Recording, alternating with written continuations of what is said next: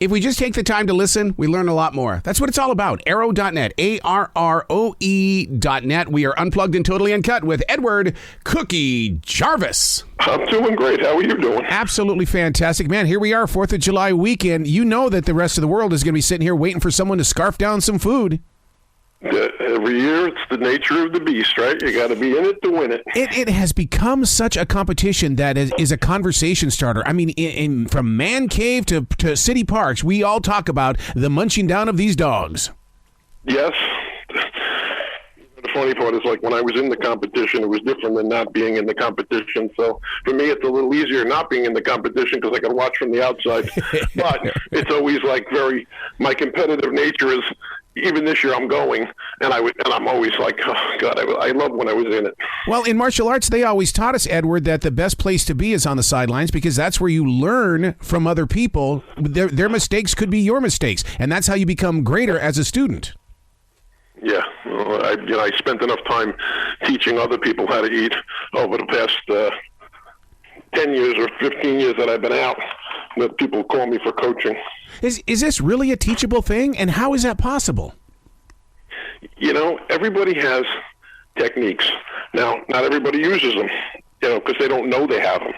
If you don't have techniques, you can't eat. You're not going to eat more if you don't have techniques. Yeah. I'm in radio, so I learned how to scarf down food, but there's only so much I can put in me. But you know what? There's ways to practice. There's ways to go about them that they're safe, that you don't get hurt, but like everything else, it's all technique. So now with all of the food competitions that you've been through, part of that preparation has got to be to take antacids and things like that, because I can't imagine what you're doing to the inside. The funny part is, like, very few times I had problems. Only time that I could say that it really bothered me was when I had 5 pounds of mayonnaise. Oh, God. Yeah. I came off stage when I did 2 pounds with Jay Leno, and Snoop Dogg's like, what are you going to do now? And I'm like, I was thinking eating a couple of cans of tuna and a couple of slices of rye and jumping around. Do you actually have to be hungry in order to do this? I mean, because like I said, I'm a food lover, and so when I'm hungry, I feed the beast, or if I don't, it's going to drive me insane. Yeah, I don't have to be hungry, but I'm always hungry. So at the end of the day, the beast was always hungry. The documentary we're talking about is Scarface. You have some pretty incredible interviews on here, and I really do think that this is going to be conversation starting in the way that people are going to say, oh, my God, I remember these people. Listen, I was one of the first guys to get into it with, traveling around the globe. And there was a lot of people that were in before me, but they just really didn't make any impact. And, at the end of the day, I always tell people, who makes the biggest impact, who makes the biggest splash in the pool when they're doing a cannonball. Yeah, Jarvis is a splasher. Now, one of the things, in the early days, you didn't have the sponsors and stuff like that. These days, this is a true honest-to-God competition or a sport. Listen, when I got in, there was no prize for Nathan's. So imagine you eat, 30 and a half hot dogs and you get a box of hot dogs as a gift that I donated usually to charity. So, and now you get $10,000 for first place. Yeah. Now, what I love about this is that fans talk about it like they do professional wrestling. They know your story. They know what happened and everything like that, and people will sit around talking about it. Oh, yeah. No, I was at an event the other night, and, I was telling them that 2,500 people, and I walk in a suit jacket, and people know you, but then a half an hour later, I go out and I get in my eating jacket for my competitions, and then people are like losing their mind. They're like, oh my God, I need a picture, I need a whatever, I need a, they all want to get something. Yeah. Now I've been a part of many radio station promotions where there's a lot of eating and drinking water and stuff like that. So when I found out about the water contest, that's a dangerous game, is it not? To drink? Yeah. No, it's practice like everything else. It takes time to, you got to get used to it. It's not, you can just jump into it and drink, 3 gallons of water. Nobody's going to do that. Right. Oh, but we try to during these hot days of summer, though. We try to get as much Gatorade or whatever in us, and then we end up paying for it. Oh, listen, at the end of the day, everything is related to tolerance level. And at the end of the day, you got to be able to tolerate, practicing. practicing is like everything else. It's part of life. So especially as a competitive eater. How do you practice as a competitive eater? You just go to the grocery store and just fill up the basket? Sometimes I was having 12 pounds of cabbage. Sometimes I'd be eating a 20-pound watermelon. Sometimes I'd be having, 2.5 gallons of water. Obviously, no food allergies. No. You're such a lucky man. When you go to the doctor for your annual physical and things like that, how do you explain this to your doctor? Because they're going to look at you going, "You do what, Edward? You do what?"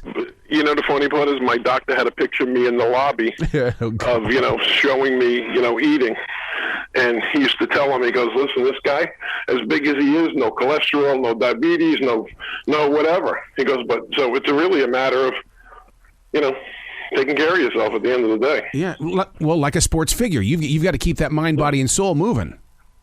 Yeah, no, you can't just stop doing what you're doing. I mean, life goes. Now, in this documentary, are we going to see that there's some controversies always taking place inside these dog eating contests? Because there's no way everybody plays it straight. Like I said, there's always things that go on, whether you like them or not. They go on. So, unfortunately, like one time I remember, it seemed like my plates were bigger than somebody else's. Now, if you're not in the back, it's not like you can ask, "Hey, by the way, I want this weighed." One time I had a plate get removed from my area and it went in somebody else's plate, and that cost me the contest. For Sonia, I was actually eating tacos. Wow, that's true. I never even thought about that. The amazing amount of speed that goes on around you in order to make sure that those plates are right there in front of you. I mean, it's like a NASCAR race. Oh yeah, it's like and when you're eating, you're not thinking about it. You're focused on eating.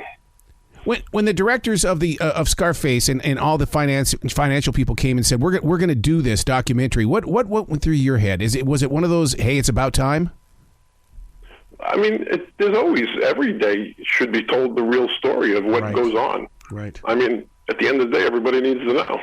Yeah. So when you're invited to a rib eating contest, do they at least let you sample the stuff that goes on to those ribs, the sauce? Oh yeah. I mean, listen, I eat 9 pounds of ribs in 10 minutes. God. Do you get to enjoy the flavor? Oh, you taste it, but I mean, like I said, you taste it initially, briefly, and then at the end. Yeah. Because that's when you taste it. You're not really paying attention in the middle. So, do you get it like a runner's high or something like that, in the way that you just kind of disconnect from the real world and you just know that you're on a mission? Pretty much. You remember the movie where Sylvester Stallone was in, where he was an arm wrestler? Yes. Basically, once I turn that hat, it's over. Yeah. Gee. I can't imagine what can you even see what's going on around you? Do you know that the person next to you could be one dog behind? I know throughout the whole contest where I'm located, where I'm at, where I'm positioned, everything. Because you remember sometimes they were yelling out your numbers, so you typically knew where you were. But there were times where they weren't up to date on people, like me even, in fact. One year they didn't even mention my name, didn't realize how many I ate, and then all of a sudden they were mentioned my name, and guess what? Whoever was coasting was no longer coasting because I was already ahead of them. Oh my God. So imagine hearing you think you're ahead, and then all of a sudden it's like, oh wait, Cookie Jarvis had 27, and you're at 23, and you're like, oh, what the hell? Is there something you won't eat, Cookie Jarvis? No, there's nothing I won't eat. Have you ever done a pizza contest?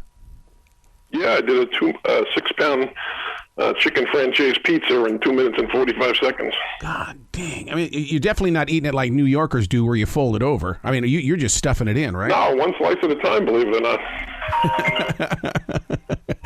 Crazy as that is. So now what happens when you're sitting around the dinner table? Are you like, okay, I'm done, and say, we haven't even had the first bite yet? I mean, do you get to enjoy dinner? Oh, with dinner now I do. Not in the past, unfortunately. Right. Now I get to enjoy every meal, but in those days I didn't get to enjoy anything because I was too busy worrying about eating and winning. Is there going to be a committee or anything like that will turn this into an Olympic sport? Honestly, I thought it would have been there already. Really? I always said, I'm like, they got crepe paper waving at the Olympics. Why not eating? Right. Wow. Chinese food. I have to savor the flavor. I have to take my time and really bring it in. I mean, how do you get involved with that? I used to practice at the buffet all the time. They hated me there because I'd go for a $7 lunch and I'd eat 16 to 17 pounds of lunch. Oh my God, that reminds me of there was a comedian that had this joke: "No more buffet for you. Go now. And it's like actually, it's funny because one time I went into a buffet and I set up 16 one-pound plates of food because I was trying for the world buffet title, and I didn't know what the foods were going to be, so I said, let me get a variety. So I go in and I set up all the plates and I set up all the water, and the guy's like, "Are you eating with somebody?" I said, "No, just me." He says, "All this food, 16 pounds?" I go, "Yeah, 16 pounds, and I'm going to eat it myself. And 20 minutes, I'll be done." So the guy looks at me. I eat the food. I eat it in 20 minutes, and I drink all my drinks, and I'm getting ready to go up for dessert. And he goes, "No more dessert for you. Yep. We pay you leave."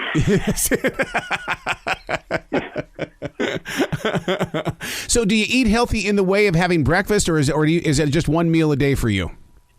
No, now I eat totally different than when I was competing. I mean, when I was competing, I barely chewed. Oh, Jesus. I don't know how many times that couldn't have been good. Man, my father would knock me upside the head so many times as a kid. "I told you to chew that food. Do not swallow that food. Chew it." Remember, as a professional eater, chewing took time. Yes, it does. And guess what? The more you chewed, the more you realized you were full. Oh. So the less you chewed, the more likely you were to eat more. Wow. So the brain senses the amount of times you chew is the reason why you eat less.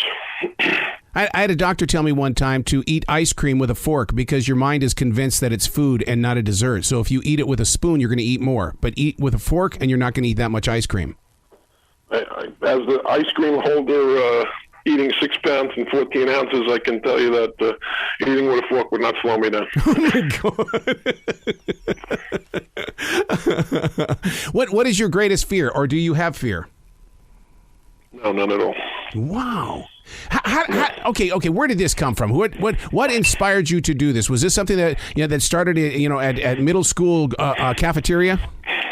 I saw a competition online.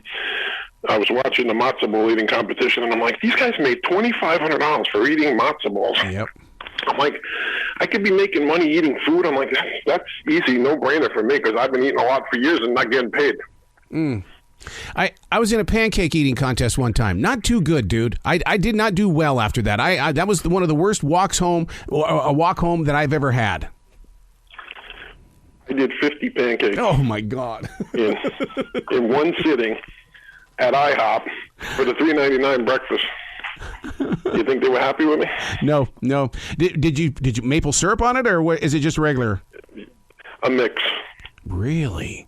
You didn't get a sugar? Do you ever get a sugar rush? I felt like I was so bloated that I was ready to give birth, like I needed the epidural. Yep. And how do you get over that? You just grab some of those Alka-Seltzer Pluses? Yeah. Oh my God. So my wife wanted to know, when you eat as much ice cream as you do, how don't you get that freezer headache? Because the rest of us get that freezer headache, and it feels like the whole world is coming to an end. You turn the spoon upside down. Oh, really? What's that do? So the spoon, what happens is when the ice cream hits the top of your mouth, you get brain freeze.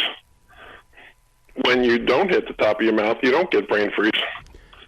Well, that's good to know. That's, my God.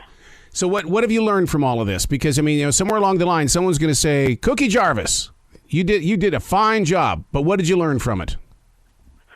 I learned that I can excel at anything I can do. Right. Like a professional athlete. A guy wants to be top dog, he can be. At the end of the day, there's always going to be somebody that's going to try to knock you off your perch. Even Kobayashi, even Joey. At some point, there'll be somebody to knock them off their perch. Yeah, well, we see that in this documentary where he met his match, and all of a sudden things changed for him. Yeah, but like I said, they didn't make it easy on him because at the end of the day, remember, he had already won X amount of years. Yep. And it does get boring watching the same person win over and over again. So what is it like for you that on our side of the flat screen, we're making money because we're betting? Does that bother you that you don't get a chunk of that change? Not at all. Really? Not at all. At the end of the day, everybody should be able to make a living. That's the way it is. So what's next for you? What are your plans? Yeah, listen, I got 2 grown kids, 19 and 22, and I'm trying to get them to grow up and, live their lives. And realize that it doesn't matter what you do in life, but every day you should enjoy life. And if you help other people in your life, I've donated almost $200,000 that I've raised for charity over the last 10 years as a professional leader. Yeah. And, those things will make an impact in your life and somebody else's every day. When you get up every day and you look at yourself and you say, who can I impact today in a positive way? Breaking down those walls, man. That's what it's all about. Yeah, it can't just be about you. Yeah, you're so true. So let me ask you a question. I realize that the hot dog contests and stuff like that have always been sponsored by Nathan's, but when you travel across the country, do you try other regional hot dogs? Because the hot dogs here in the South are different from those Nathan's. Oh, it's like going to eat Crystal Burgers in the South and going to eat White Castle in the North. Right? I'm just saying, they're different, but they're similar. Hot dogs are hot dogs, and Nathan's are always going to be my favorite, but there are other hot dogs. I always feel guilty when I get to Krispy Kreme and all 12 of those donuts are gone, or I go and get a 20-pack of tacos from Taco Bell, and I can't stop. Oh yeah, well, like everything. It's everything has you got to have one thing that you love. Yeah, absolutely. Wow. Well, congratulations on this incredible journey that you've been on, and I love the fact that you're teaching people how to do it right. Is there going to be a book or anything like that in the future where you're going to say, okay, let's really do it right? Let's talk about how food is great for you, but you got to eat the right stuff. Well, look, I've been saying that for years. I mean, at the end of the day, it's all about quantity, quality and quantity. The sad part is you can eat a lot. It doesn't mean you could be unhealthy. You just, you got to eat the correct things. Have you ever had a gluten-free kind of a contest? Because, gluten-free stuff is all dry. It's like, there has been no gluten-free contest that I know of. And there's a lot of good gluten-free stuff today. It's not like there used to be. Right. Dude, you got to come back. Stuff you'll be like, wow, that's gluten-free. I'm surprised. You got to come back to this show. Gluten-free, so I'm familiar with the parameters. My ex is also gluten-free. Oh, absolutely. Absolutely. Please come back to this show anytime in the future. The door is always going to be open for you. Love it. All right, man. Well, you be brilliant. 4th of July, and everybody should salute their American families that give us their lives overseas as well. Yes, sir. Oh, preach it. I'm with you, buddy. You have a great day, okay, sir? You too.